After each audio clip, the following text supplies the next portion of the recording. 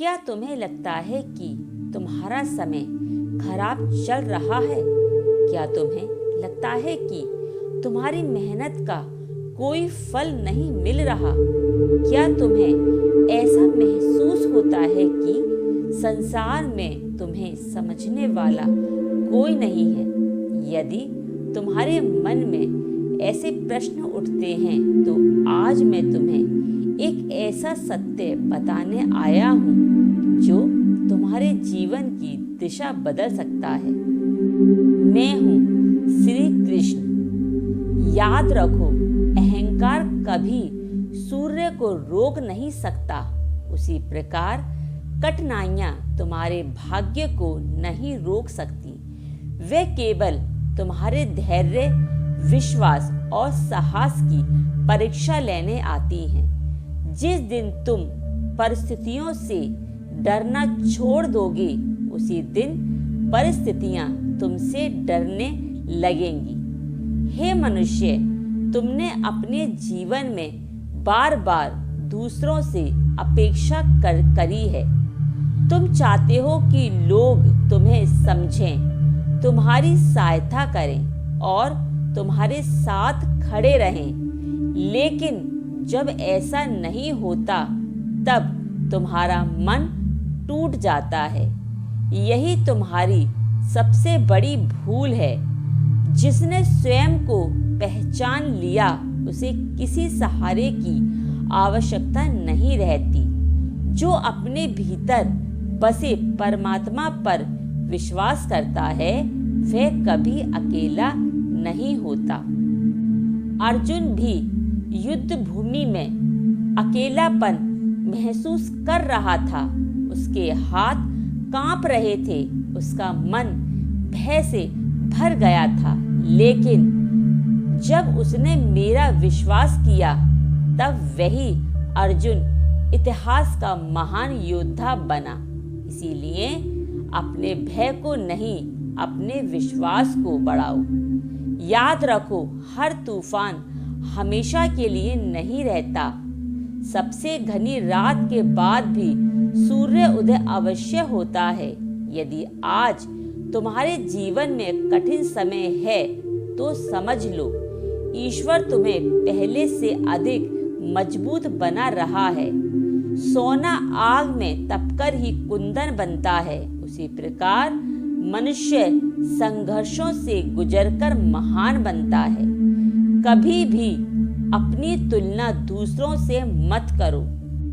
जो वृक्ष आम देता है, वह कभी बरगद बनने की कोशिश नहीं करता।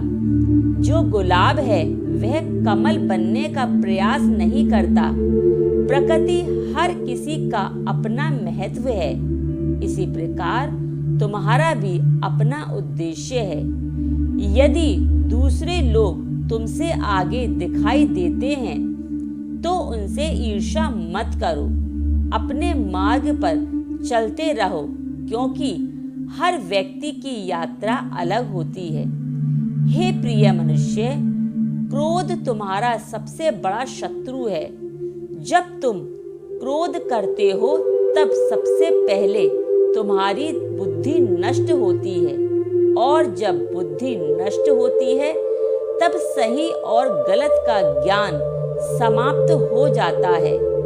इसीलिए प्रतिक्रिया देने से पहले एक क्षण रुकना सीखो। मौन कई बार हजार शब्दों से अधिक शक्तिशाली होता है। क्षमा करना कमजोरी नहीं, बल्कि सबसे बड़ी शक्ति है।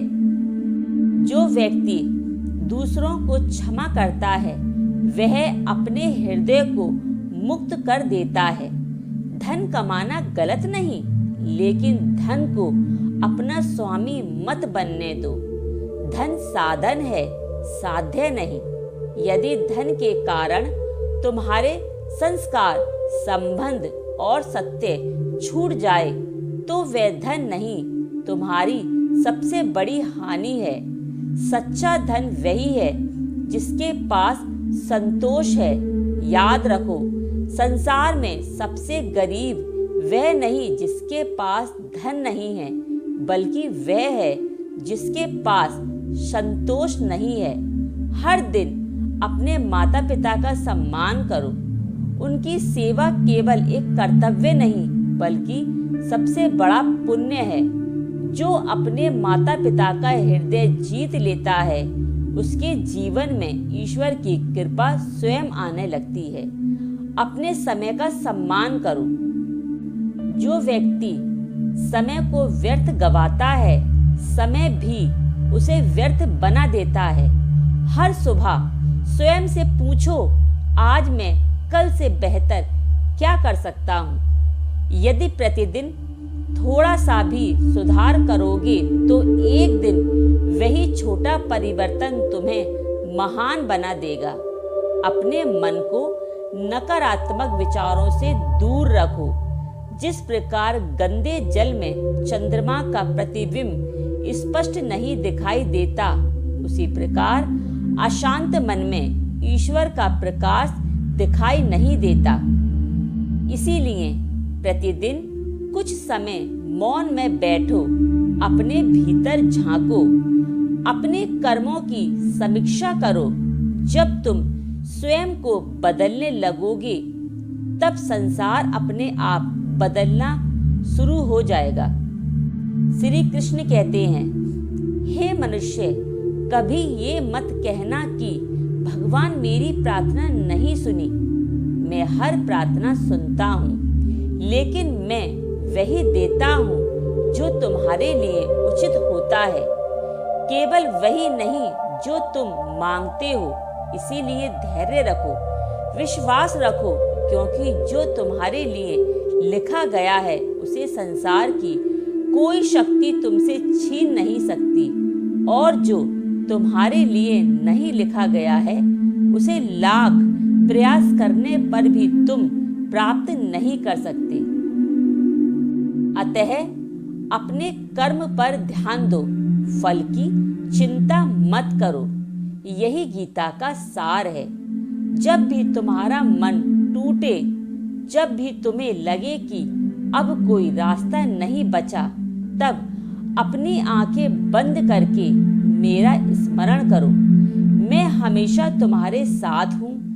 मैं तुम्हारे हर संघर्ष को देख रहा हूँ। तुम केवल विश्वास बनाए रखो और अपने कर्म करते रखो। याद रखो, जो स्वयं पर विश्वास करता है और अपने कर्म को ईश्वर को समर्पित कर देता है, उसकी हार कभी स्थायी नहीं होती। उसका हर संघर्ष एक दिन उसकी सबसे बड़ी विजय बन जाता है। तो इसी के साथ मैं अपनी वाणी को यही विराम देती हूँ। यदि मेरी यह शिक्षा अच्छी लगी हो तो इसे अपने प्रियजनों के साथ साझा अवश्य करें और मेरे चैनल भक्ति अमृत वाणी को सब्सक्राइब करें, मेरी वीडियो को लाइक करें। तो इसी के साथ मैं चलती हूँ। राधा रानी श्री कृष्ण भगवान की कृपा आप पर और आपके परिवार पर सदैव बरसती रहे। तो इसी के साथ मैं चलती हूँ। जय श्री कृष्णा। राधे राधे।